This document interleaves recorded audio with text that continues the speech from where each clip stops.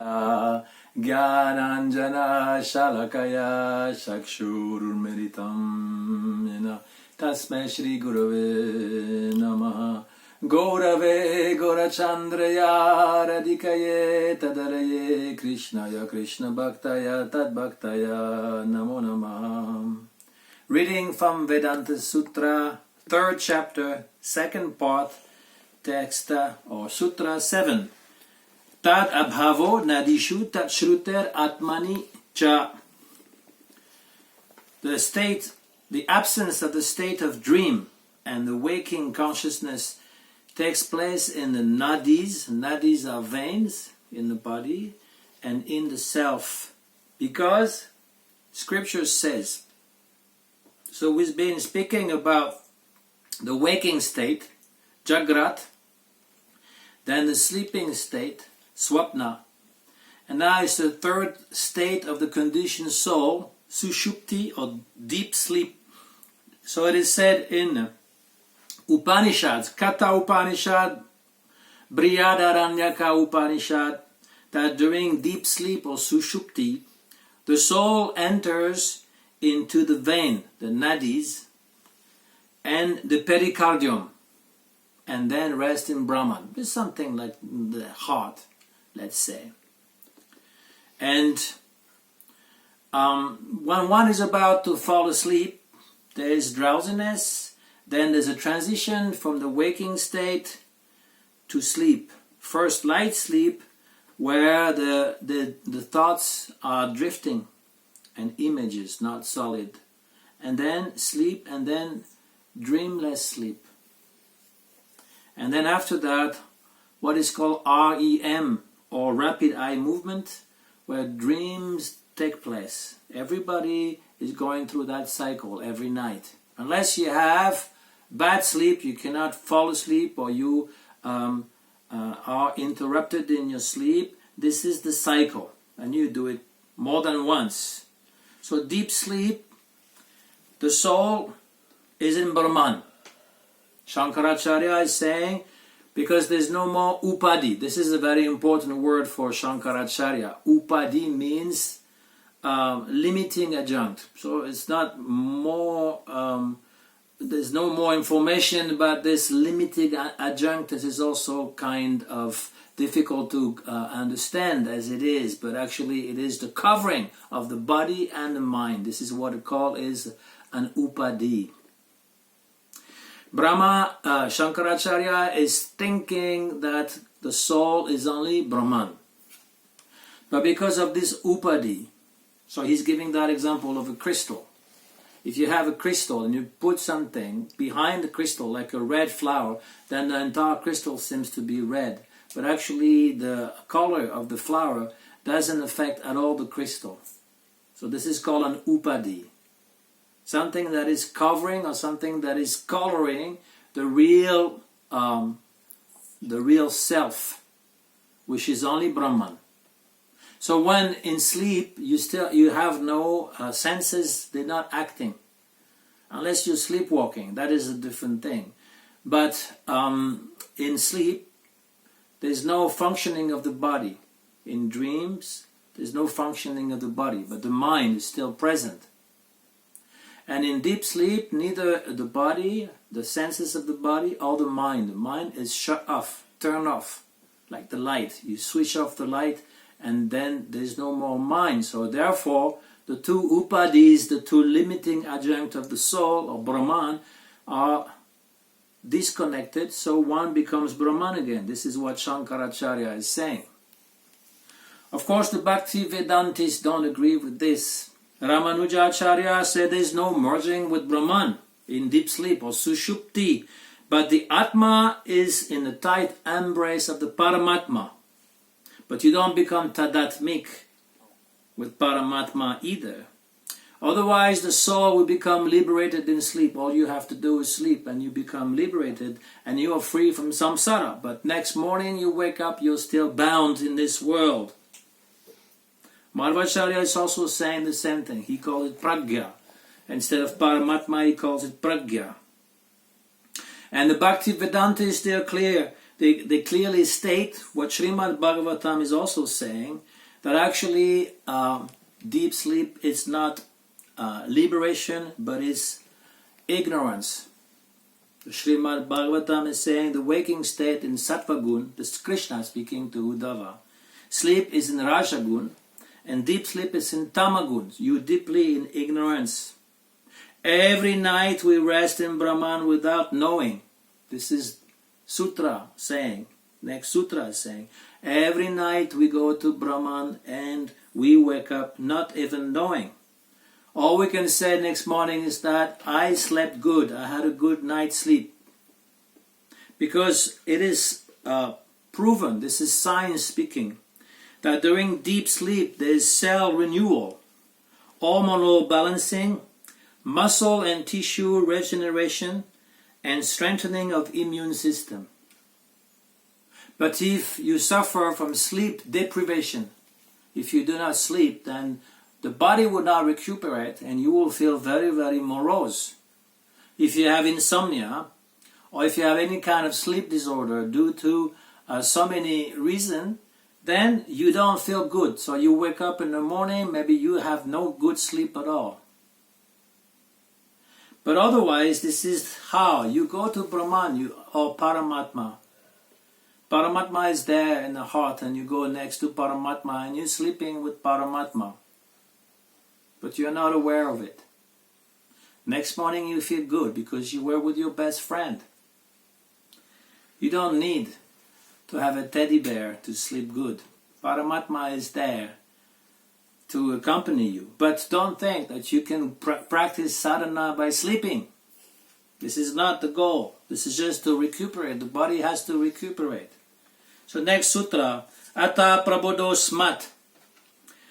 The jiva awakens from Brahma and Paramatma without knowing. And next sutra is saying, Saeva tu karma nusmriti shabda vidibhya.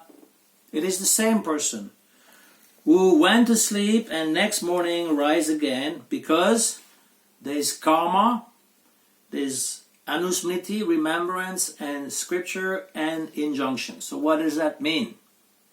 If you will become liberated during sleep, then next morning someone else will wake up. Not you, because you're liberated. But you are not liberated, because there is karma, unfinished work, or karma to be burnt. Same thing, same meaning. You wake up and you know what you have to do during the day, very quickly. And anusmriti, you remember, I am the same person as I slept last night. That is the difference between dream and a waking state. You know very well that whatever you dreamed of is not real, but whatever you are living now upon awakening, I am the same person, I have such and such age, I have such and such status, I have to do this, you remember. And if you didn't, then that means there's some problem with the mind. And third consideration is the Shruti. The Upanishad is saying, whatever they were, whatever they are in this world, whether it is a tiger, a lion, a wolf, a bear, a worm, a moth, a gnat, a mosquito, they all merge into Brahman, or they all sleep into Brahman during deep sleep, and from that they become again what they were. Even a mosquito. Amazing. A mosquito can know Brahma. No. He's close to Brahma or Paramatma. He's close to Paramatma during sleep and wakes up again and says, I'm a mosquito. I'm going to suck blood. See, this is Maya. And fourth injunction from the Veda. Because the Veda are giving injunction. If you want to go to Swarga, you have to perform your Agni Otra. Every Indian person, Brahman, he has to perform Agni Otra if he wants to go to Swarga, that is, take care of the fire. Or let him meditate on the Atma. If you want to be liberated, you have to meditate on the soul. Those injunctions will be meaningless if everyone who went to sleep got liberated. So there's injunction. In sleep there is no moksha, but tamas. We are with Paramatma, but in tamas. Madhvacharya is saying that the Lord is alone the cause of everything, all states of life, waking state, sleep, deep dreams, dreamless sleep, for all beings at all times on account of being the master of all karmas. He knows everything. He's omnipotent, omniscient, omnipresent. And so that's why in many religions we say thanks to the Lord before we sleep and as we rise. This is actually a prayer that has been told to children for many centuries, at least in America. The child was praying, "Now I lay down to sleep. I pray the Lord my soul to keep. Guide me safely through the night and wake me with the morning's light." Because if fear of dying in your sleep is there. It's a classical children's bedtime prayer. Next sutra is reading Mugde Arda Sampati Parisheshat. In him who is senseless, someone who is fainting in a swoon, there is half union on account of this remaining. So what is the meaning of half union? Arda. And what is the meaning of Parisheshat? What is remaining? So there are three states known of the conditioned soul. The waking state, Jagrat, the dreaming state, Swapna, and deep sleep or dreamless sleep, Sushupti. Then a fourth state may be added, namely the soul passing out of the body. But there's no fifth state mentioned, either in Shruti or Smriti Shastra, so we must conclude that fainting belongs to one of the three states. But the present sutra is saying, no, it cannot be. It cannot be half in the waking state because external objects are not perceived through the senses. Nor is it the dreaming state because the person is unconscious, like in deep sleep. Nor is it deep sleep state because the peaceful, there's no peaceful look on the person's face. The face is distorted, there's irregular breathing, and eyes staring blankly. This is a state of fainting. When someone is fainting due to so many reasons, because he received a blow on the head, or he has a stroke, or he had heard bad news, he faints. And people around him, if there are people around him, they check his pulse. They put their ear next to his chest to see if he's still breathing, to see if he's dead. If none of the symptom of life is present, then they conclude he's dead. So the conclusion is that a person who has fainted, who has become mugda, unconscious, is situated, sampati, in a half arda state. But what is this half? Half in deep sleep, sushupti, half in a state of death, mrityu. He's half dead. A person who is unconscious is half dead. But if he's not dead, then parisheshat means remaining what? Work. There's still karma to be done here. So, Sri Rav Vyasadeva in Srimad Bhagavatam, he explained that very nicely. He says, during sleep, in the unconscious state, or in agony, as well as a time of death and high fever, the I consciousness, thinking I, doesn't manifest due to the suspension of the activities of the senses. But there's still a subtle body. You're still in your subtle body. You're not completely left out. So you're never with Brahman completely. Now in the Srimad Bhagavatam and also in the Mandukya Upanishad, there's a fourth state mentioned. So we have three states: waking, sleep, deep sleep. and fainting is half. The fourth stage is called turiya. It is not even spoken in the Brahma Sutra. Vedanta Sutra doesn't mention turiya, but it is in the Mandukya Upanishad. They consider the fourth state, turiya, as no inside, no outside. It is neither known nor unknown, invisible, intangible, incomprehensible, indescribable, unthinkable, inexpressible.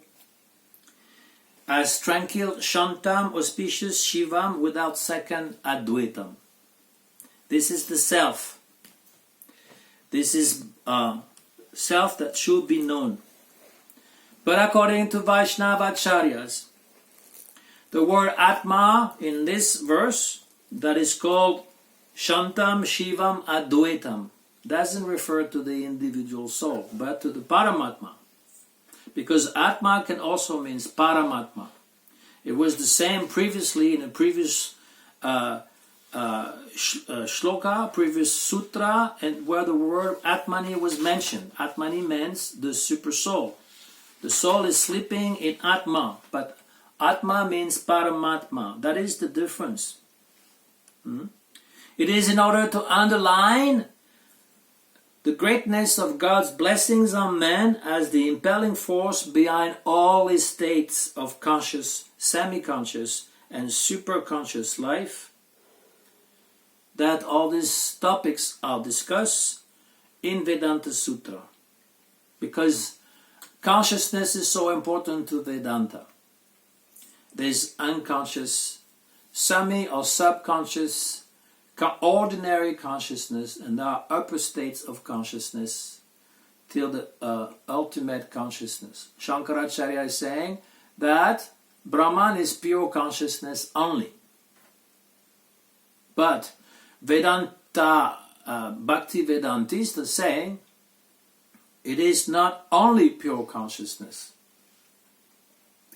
There's consciousness of my identity, and the Vibhu Chaitanya, there's Anu Chaitanya, the in small consciousness of the living entity, and Vibhu Chaitanya, the overlord consciousness. It is Satchitananda. This is a way of summarizing. It is eternal, Chit, all consciousness, Ananda, full of bliss, joyful. But it has also a form. So all these things have been written down in Vedanta Sutra in the third chapter called Sadhana Pada, meaning Sadhana Adhyaya, not Pada. Adhyaya means chapter, Pada means quarter. We are in second quarter. There's 4 quarters in every chapter. There's 4 chapters in Vedanta Sutra. We have done already Samanvaya Adhyaya, how to establish Brahman according to all the scriptures. Then Aviroda Adhyaya, and all the conclusions given by the different schools and different religions are refuted. Only the Jagat Karana Brahma, the Brahma who creates the world, Janmadiya Siddhataha, is being established. Then, third chapter, Sadhana Adhyaya, how to attain this Brahman Paramatma, Bhagavan Shri Krishna, by performing proper sadhana. And the 4th chapter will come later on, it's called Phala Adhyaya, meaning the fruit, meaning moksha or prema bhakti. So the Bhakti Vedantists, they elaborate a sound theistic doctrine of this divine personality which culminate ultimately in bhakti. This is the meaning. In the waking state, in a sleep state, in a deep sleep state, this are the condition of the jiva. But in turiya, that is also jiva, that is his real form, his real swarup. Then turiya is the Supreme Lord. When we are connected in turiya, meaning tadatmik, then we are being liberated and we attain our real swarup, and then there's no more samsara, no more birth and death. Panchakalpa tarubhyacha kripa sindhu bhyaevacha patitanam pavanebhyo vaishnavebhyo namo namaha.